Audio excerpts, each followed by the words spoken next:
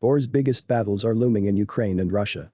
Officials expect massive tank and artillery battles. The Ukrainian foreign minister says it will remind you of the Second World War.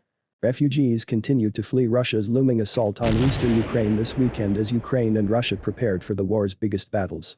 For the time being, Russia's primary objective is to seize the eastern Donbas regions that are still under the control of Ukrainian forces. For the first time in the conflict's 6-week history, Ukraine finds itself fighting conventional battles on flat, often barren terrain with heavy artillery and aircraft on which Russia can lean on its superiority in military hardware.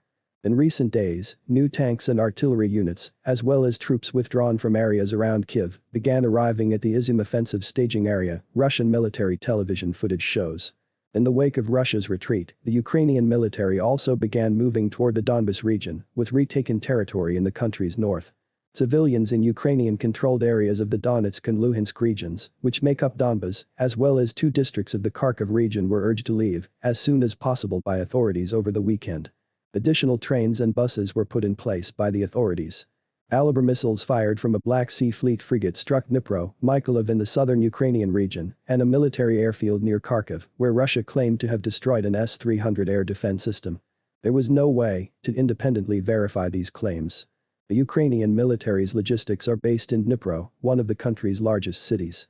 An initial Russian assault on northern Ukrainian cities, including Kyiv, was repulsed by Ukrainian guerrillas, who attacked Russian tanks and armored vehicles with stealthy guerrilla tactics, while also stealing intelligence from nearby villagers and townspeople. The Javelin and the NLAW, both developed by the United States and its European allies, as well as the Turkish-made Bayraktar TB2 armed drones, played a significant role in this victory. Prior to this new conflict, Ukrainian President Volodymyr Zelensky called for urgent assistance and warned that Moscow has not given up on its aspirations to subjugate Ukraine. In the meantime, Russia can afford to maintain its delusion and continue to amass new armor and troops on our soil. As a result, he said in a late Saturday video address, we need even more sanctions and even more weapons for our state. Russia has claimed to have carried out a series of airstrikes on Ukrainian railway hubs in an effort to disrupt the Ukrainian redeployment. According to Ukrainian authorities, a Russian missile attack on Kramatorsk railway station in the Donbas killed 52 civilians as they tried to board evacuation trains to the relatively safe region of western Ukraine. Moscow vehemently denied responsibility for the aforementioned strike. According to Ukrainian and Western officials, many of the Russian battalions that withdrew from northern Ukraine had suffered such heavy losses that they would be unable to return to the Donbas front anytime soon. Indications of the annihilation of some units have been detected, a senior Pentagon official said. Russian reservists are being mobilized to fill the gap in manpower, he said. Russia has a better tactical advantage on the Donbas front. Ukraine and Western military officials say that Russian supply lines are shorter and that the more concentrated area of operations allows Russia to better utilize air support. Kyiv says it urgently needs heavy weapons like artillery, tanks, and anti-aircraft batteries that most Western allies have been reluctant to supply so far because of this new type of warfare in which large formations face each other instead of small unit strikes. The battle for Donbas will remind you of the Second World War, with its large operations and maneuvers, the involvement of thousands of tanks, armored vehicles, planes and artillery. Based on what we see in Russia's preparations, this will not be a local operation, Ukraine's Foreign Minister Dmytro Kuleba said after meeting NATO ministers last week. We need your help now, or it will be too late, and a lot of people will die if you don't. I'm not talking weeks here, I'm talking days.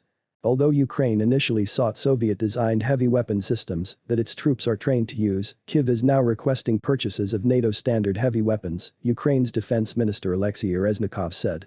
This is due to the limited supply of equipment and ammunition and the prospect of a long conflict. We can only strengthen Ukraine for a short time with the Soviet-made weapons that we have obtained, he said in a speech published by the Ministry of Defense. While close-contact infantry engagements helped Ukraine win the first round of the war, he asserted that Russia has since switched tactics and is now relying more on long-range artillery, aviation, and missile strikes, which Ukraine cannot effectively counter. Reznikov said, the war has entered the phase of competition for resources, which are almost unlimited in Russia compared to Ukraine. We need a different kind of assistance than what we received before if we want to win this war. The leaders of the West are increasing their support. During a walkabout with Ukrainian President Petro Poroshenko on Saturday, British Prime Minister Boris Johnson announced new military aid, including 120 armored vehicles and new anti-ship missile systems. Anti-tank missiles and high-tech munitions loiter above targets for precision strikes are also included in Friday's shipment of Starstreak short-range anti-aircraft missiles and 800 additional anti-tank missiles. The EU Foreign Policy Chief Josep Borrell tweeted on Saturday that this war will be won on the battlefield. As the European Commission's chief arrived in Kyiv Friday, the EU announced that it would provide an additional €500 million, $544 million, in military aid to Ukraine, on top of the €1 billion already allocated for weapons. In April, the United States pledged an additional $400 million in military aid to Ukraine, totaling $1.4 billion since the conflict began on February 24. US supplied weapons include javelins, Stinger missiles, loitering drones, and counter-artillery radars, but no heavy weapons, as requested by Kiev.